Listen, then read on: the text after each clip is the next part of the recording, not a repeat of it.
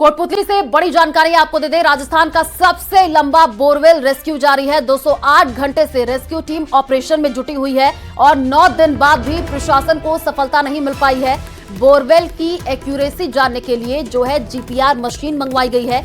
Expert के द्वारा tunnel में जीपीआर मशीन ले जाई जा रही है और बोरवेल की एक्यूरेसी का अनुमान लगाया जाएगा। ये बड़ी जानकारी आपको दे रहे हैं। बोरवेल की एक्यूरेसी के बाद चेतना तक ये टीम पहुंचेगी। तो इस वक्त की ये बड़ी जानकारी आपको दे रहे हैं।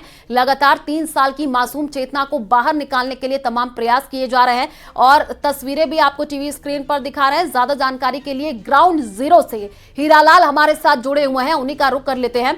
हीरालाल, अभी रेस्क्यू ऑपरेशन कहां तक पहुंचा है और यही कोशिश की जा रही है कि जल्द से जल्द चेतना को बाहर निकाला जाए, लेकिन 8 दिन बीत चुके हैं, अभी भी प्रशासन के हाथ खाली हैं।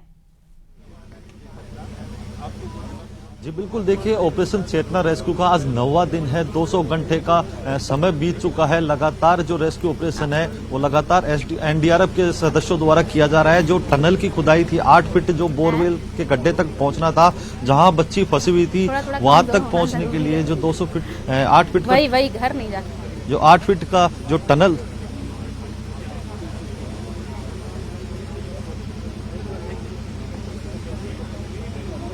कि बड़ी हीरालाल, हम देख पा रहे हैं कि रेस्क्यू ऑपरेशन तेज किया जा रहा है और वहां पर बड़ी संख्या में जो है ग्रामीण भी मौके पर मौजूद है। जो अधिकारी हैं उनसे बातचीत करने की कोशिश कीजिए, क्या कुछ कह रहे हैं। देखिए, मैं बताना चाहूंगा कि जयपुर ग्रामीण सांसद इस समय मौके पे पहुंचे हैं और वो रेस्क्यू अभियान को लेकर अपडेट ले रहे हैं। जो एनडीआरएफ के सदस्य हैं, जो अधिकारी हैं और जो एसडीएम, एडिशनल एसपी, एडीएम यहाँ मौके पे मौजूद है, जो लगातार रेस्क्यू ऑपरेशन के दौरान यहाँ उपस्थित होकर जो अपडेट ले रहे हैं, लगातार चर्चा कर रहे हैं। रेस्क्यू ऑपरेशन में जो अपना जितना एफर्ट्स देना है वो दे रहे हैं, तो उनसे लगातार वो अपडेट ले रहे हैं। क्योंकि जयपुर ग्रामीण सांसद है, कल रात को भी आए थे।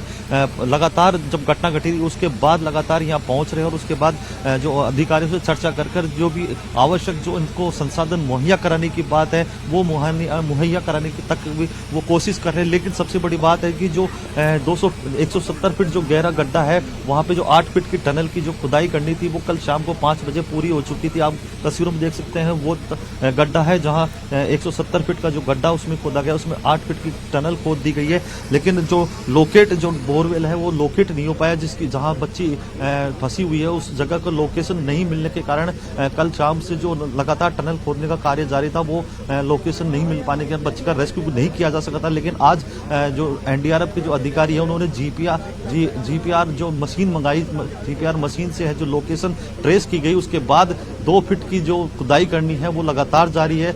उम्मीद जताई जा रही है, जो एनडीआरएफ के अधिकारियों ने हमें बताया कि कल सुबह तक शायद रेस्क्यू ऑपरेशन पूरा कर लिया जाएगा, क्योंकि बहुत लंबा समय बीत चुका है। क्योंकि राजस्थान का सबसे लंबा चलने वाला दूसरा रेस्क्यू ऑपरेशन जो कीरतपुरा गांव का है, जहां 23 दिसंबर की दोपहर में चेतना नाम की जो बालिका है बोरवेल में गिर गई थी। उसके बाद जो लगातार रेस्क्यू ऑपरेशन जारी है, आज 9 दिन पूरे हो चुके हैं, लेकिन अभी तक प्रशासन के हाथ खाली है। लेकिन अभी उम्मीद जिंदा है, उम्मीदें जिंदा है। लोगों की जो दुआएं हैं वो कहीं ना कहीं काम कर रही है। तो जो लोकेशन नहीं मिल पा रही थी उस बोरवेल की, क्योंकि 8 फीट का जो टनल खोदा गया था, पहले कहा जा रहा था कि टनल 8 फीट की दूरी है बोरवेल से, तो वो टनल भी कल पूरा हो चुका था। लेकिन लोकेशन नहीं मिल पाने की वजह से बच्ची तक है जो एनडीआरएफ के टीम के जो सदस्य नहीं पहुंच पाए थे। लेकिन अब जीपीआर मशीन बुलाने के बाद उसकी सहायता से लोकेशन ट्रेस की गई है।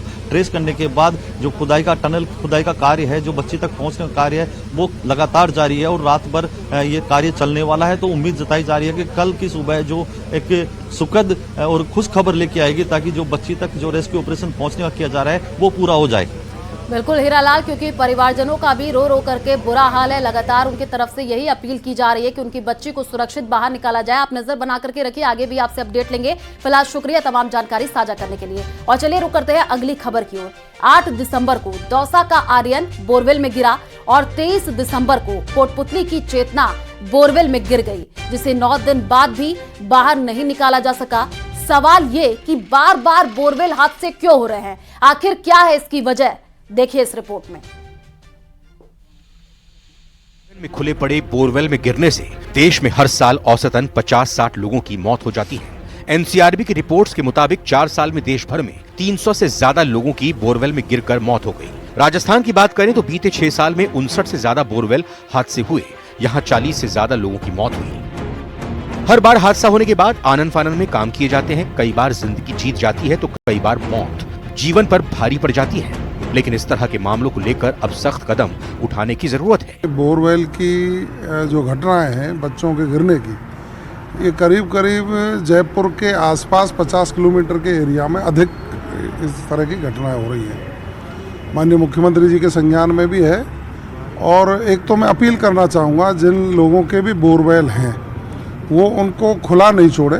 जो भी आदमी यहाँ पे फॉल्ट में था उसके खिलाफ एफआईआर दर्ज हो, उसमें जितना खर्चा लगे वो क्लेम जाए, तब जा करके लोगों की आंख खुलेगी कि भैया ये अगर हम करेंगे तो हमारे लिए ये बड़ा खतरनाक है।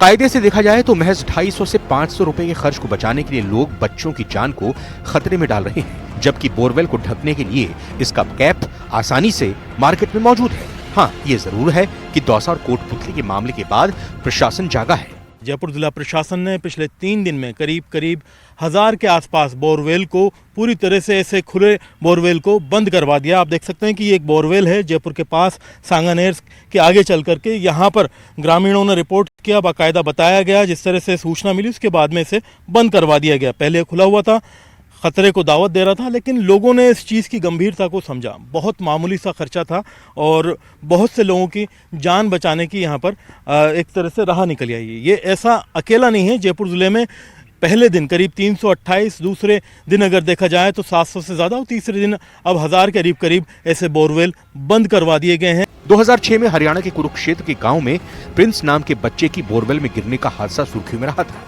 तब ऐसे हादसों को रोकने के लिए बड़े बड़े दावे किए गए, लेकिन 18 साल बाद भी खतरा जस का तस है।